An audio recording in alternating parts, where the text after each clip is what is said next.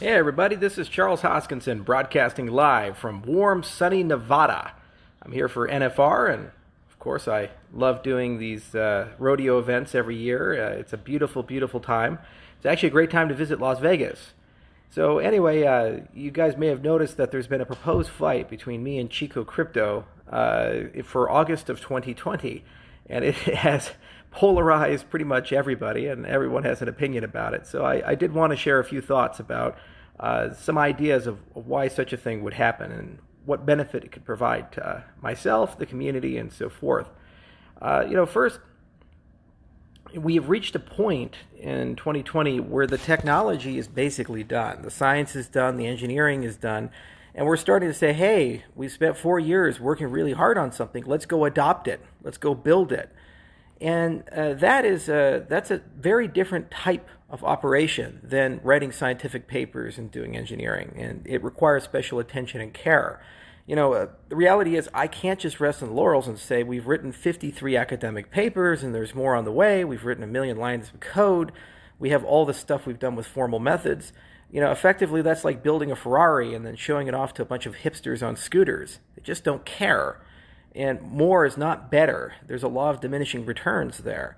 So now what we have to be is obsessed with this concept of applications and use cases. Bob comes to you and says, I want to solve problem X. And then what we have to do as a community, what we have to do as a platform, is say that what we've constructed solves your problem. And here's a solution that we can implement. Whether that be things in supply chain, things in healthcare, that be things in energy generation and trading, that be fintech, and what have you. So we're right now working real hard. We've hired 2 commercial directors to help steer the strategy on our end. The foundation's starting to wake up. It's starting to care about these things. And basically, they're starting to dream up use cases. Now, one of the things that's really necessary for our ecosystem to survive is we need things like prediction markets. We need things like oracles. We need things where we have social elements to the platform, where people can collaborate with each other, talk to each other, and so forth. And it would be really nice if we had a very particular use case to force the evolution of this technology. I force people to build a dApp for Cardano and put it there.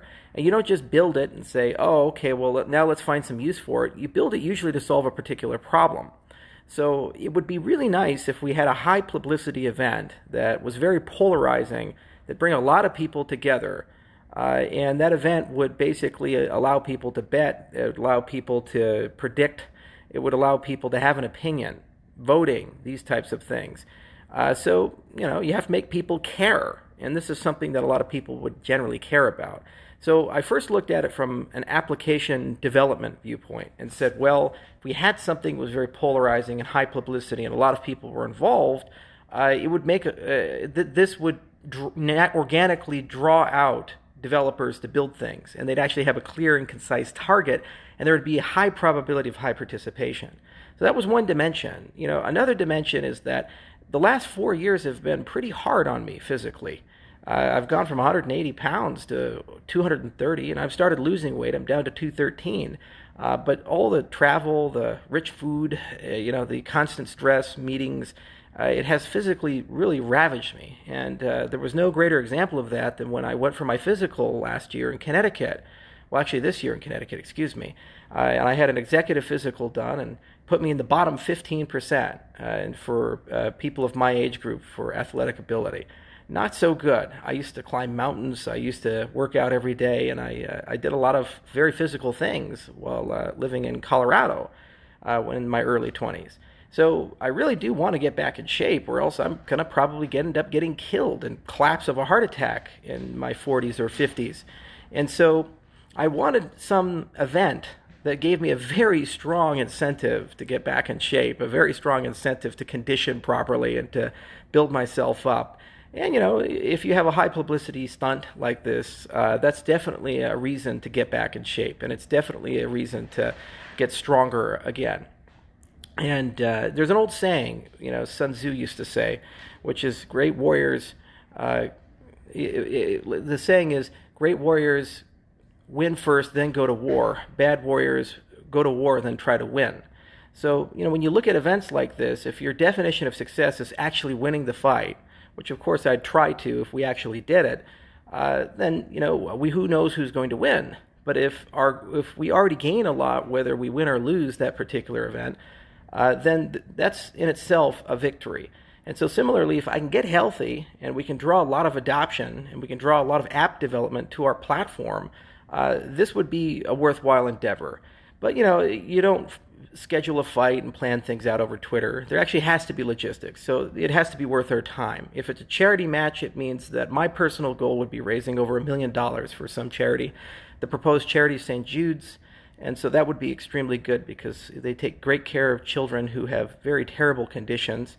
Furthermore, it'd have to be safe. So it'd have to be a sanctioned fight or something like that where there'd actually be checks and balances and weigh-ins and testing, and there'd actually be a rule set and referees and these things.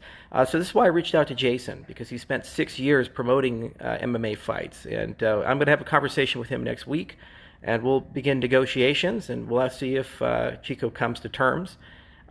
He's a pretty confident guy. But he has to remember I'm coming into the ring with 5 years of built-up rage and hatred towards trolls. And I don't think he's coming into the ring with that. I also have a big height advantage on him. But anyway, we'll negotiate and we'll see what comes of it. But if this doesn't happen, that's okay. We'll try to find something else. But it's basically a mindset shift. We're looking at the world differently in 2020. It's not just about technology.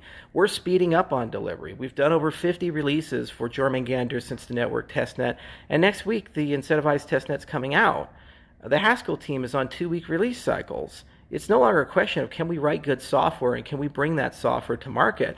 It's now a question of can we take what we've constructed and get people to build great things on that and great experiences on that. That's a challenge for 2020. And we're trying to tackle that problem from many different directions, like bringing McCann, a global marketing agency, in to help us with a brand refresh, and bringing commercial people in to chase down these things, to leverage my network and other people's network to try to convince people to move over to the Cardano platform. And of course, yes, we're looking for guerrilla marketing and viral events and things like that. And this is a great example of something that could potentially do that. And by the way, we don't have to spend any money. And also, all the people who hate me would now be marketing effectively our platform through the Streisand effect. So, that's where I'm at. It's actually pretty well thought out. It's somewhat for me, very therapeutic and good for the health. It gives me a strong incentive to train and get back in shape.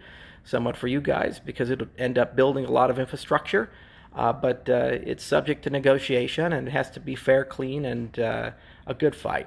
And so we'll see what we can do. Next week I'll talk to Jason, and he'll talk to Chico's guys, and if we can come to terms, we'll write a contract put it on a blockchain, probably Ethereum Classic, and all the terms and conditions will be there.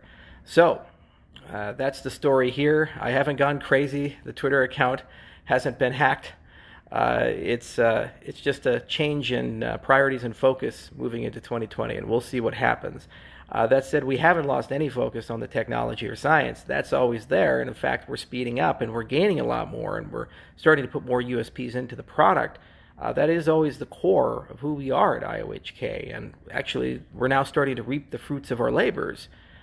Just the problem is more is not better. You can't take those messages and continue spam them through the forums and say formal methods and peer review and this, that, and the other. The people who care are already paying attention. And now's the time to actually get mainstream adoption. I want 1 billion users in Cardano. And the only way we get there is to be able to service the needs of those 1 billion people. And sports and these types of things happen to be a huge use case.